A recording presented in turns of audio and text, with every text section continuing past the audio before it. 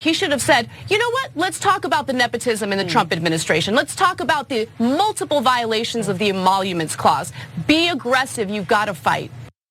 Joe Biden's presidential campaign has been suffering from multiple issues. One of the issues, though, has been Donald Trump's attacks against the Bidens and these accusations that Biden used or abused his political power in order to get lucrative deals or positions for his son. Now, he's been very hesitant to do a counterattack. And I was asked about that during a recent CNN appearance, and I elaborate on my thinking in this next clip. Do you believe that dip in fundraising for Biden is as a result of this kind of attention? To be quite honest with you, I think that there are multiple factors, and one of the factors is the messaging that he's had on the campaign trail about how he doesn't really want to change things, how he wants to protect the system that a lot of voters have been frustrated with. But I do agree that Donald Trump's attacks toward him have been effective, and I also agree that he needs to be much more aggressive in addressing them. One thing that keeps coming up is the whole notion of a conflict of interest. Biden using his political power in order to get his son these lucrative business deals or positions. But let's take a good hard look at the Trump administration and the nepotism that takes place there. Donald Trump has used his political power not only to encourage foreign leaders to meddle in our elections, but also to benefit himself and his family financially. If you look at his tax plan, that was specifically written in a way to ensure that his real estate dealings are even more lucrative in the future. And then you have both Ivanka Trump and Jared Kushner serving in his administration. So I think Biden needs to be clear and aggressive in his attacks against Trump. Is he being aggressive enough in that area then? Not even close, not even close. The way he handled that interview at the SEIU event was, in my opinion, terrible. And now the Trump administration is using that clip against him. He should have said, instead of saying, I don't want to answer that question, he should have said, you know what, let's talk about the nepotism in the Trump administration. Let's talk about the multiple violations of the emoluments clause. Be aggressive, you've got to fight. Love it. God, it's smoke. That's all I have to say about that. So normally when we're on cable news, they pit us against someone that doesn't agree with us. Not exactly the situation here. What I loved was waiting for the other person to chime in to see what they were going to say.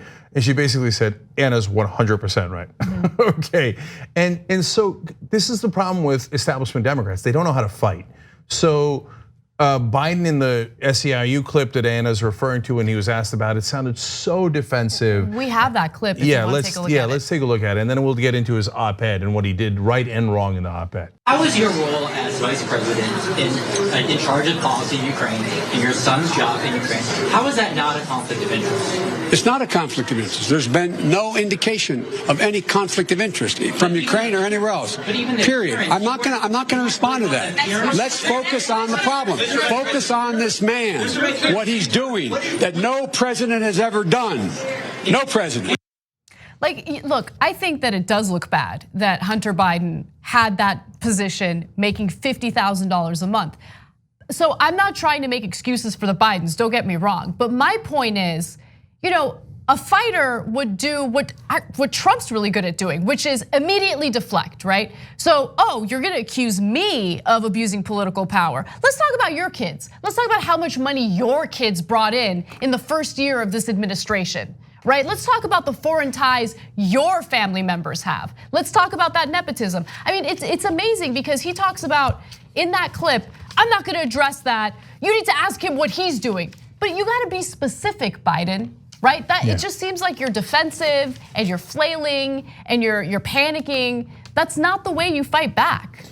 So this is the problem with the Democrats. They've controlled the media for so long, and that doesn't mean the media is liberal. Both corporate Democrats and the corporate media are socially liberal, but economically very conservative. That applies to Joe Biden as well.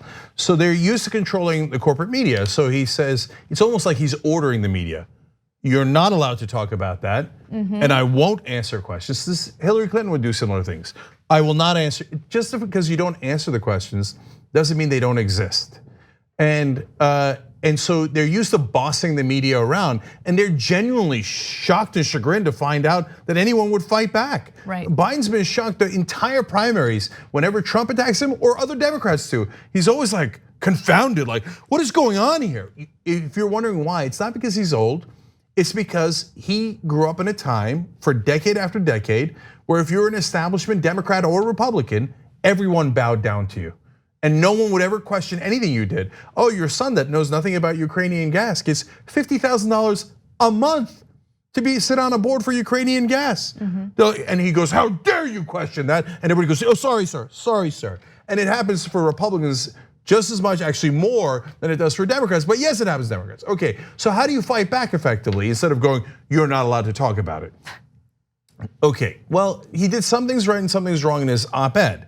So in his op-ed, he did strike back a little bit and he said, look, why do you think that? He talked about how Donald Trump said he was gonna do federal background checks. Over 90% of Americans agreed to it. Then our NRA came and said, we're gonna help you in your election. And he turned around and said, okay, now I'm not gonna do it. And as usual, he was brazen enough to admit that it was because he's talked to the NRA. In other words, he was being bribed, legally bribed, but bribed. So now, that's good that Biden brings that up. He talks about fossil fuel companies also telling Trump what to do. The problem is, Biden just got busted going to a fundraiser at the house of a former fossil fuel executive, right? So he doesn't have clean hands. Right. That's why you need a progressive who's clean and who could just pulverize Trump on these issues. But most importantly, and again, Anna's right. When they ask you about your kids, you immediately ask about his kids. Now, Democrats that are watching this, if you're the overwhelming majority of people who watch this are regular folks. You live in Cincinnati, you live in Rhode Island, wherever you do, right? And you go, yeah, of course, right? People in Washington, they just heard what I said and they were scandalized. You would talk about his kids are incredibly corrupt. We're talking about kids. We're talking about nepotism. Ivanka and Jared Kushner made $82 million last year. In outside income while serving as senior advisors in Trump's administration. By the way, they're senior advisors in the White House. They have no expertise, no experience in that field or line of work. And so it's the same issue that they're accusing Biden of, right? So if you're Biden, if I'm Biden and they ask me about that, I go, okay, let's understand a couple of things. Jared Kushner got everything he got from his daddy, just like Donald Trump did. He has no expertise in business, let alone policy. And Donald Trump made his son-in-law the person in charge of Middle Eastern peace in the Middle East. Do you understand the level of nepotism that Donald Trump is engaged in? But now, even more important, like that's important for policy. But if you want to talk about corruption, let's talk about Ivanka and her corruption. So she goes and she needs approval from the Chinese government on trademarks. Donald Trump does him a favor, and then her trademarks are approved literally the next day, okay? And by the way, why is Ivanka making all of her products in China, Bangladesh, and Indonesia? Ivanka Trump sounds pretty un-American to me. Imagine if Biden said that. You can't imagine it because he's pudding soft. He's so weak, he would never say that. But if he did say that, what would happen? The entire news cycle would be, we'd forget about Hunter Biden in a second. The entire news cycle would be, oh my God, Joe Biden just called Ivanka Trump un-American. Joe Biden just called Ivanka Trump corrupt. Right. Wait, why did he call her corrupt? Wait, why were those trademarks immediately approved by the Chinese government? Wait, all of our products are not made in America? They're made in Indonesia, Bangladesh, and China? Didn't Trump run his whole campaign on making things here instead of those places? God, you guys suck at this. So, hey, corporate Democrats, if you're not gonna do a good job, then good, step aside and let a progressive run against him and destroy him. But they say he's the most electable. This is exactly how you clown an election. I know, because I saw this movie before when Hillary did the same thing. Stop going for soft Democrats who don't know how to fight Trump. Put a progressive in there and let us kick his ass. Thanks for watching The Young Turks, really appreciate it. Another way to show support is through YouTube memberships. You'll get to interact with us more. There's live chat emojis, badges. You've got emojis of me, Anna, John, JR, so those are super fun. But you also get playback of our exclusive member-only shows and specials right after they air. So all of that, all you gotta do is click that join button right underneath the video. Thank you.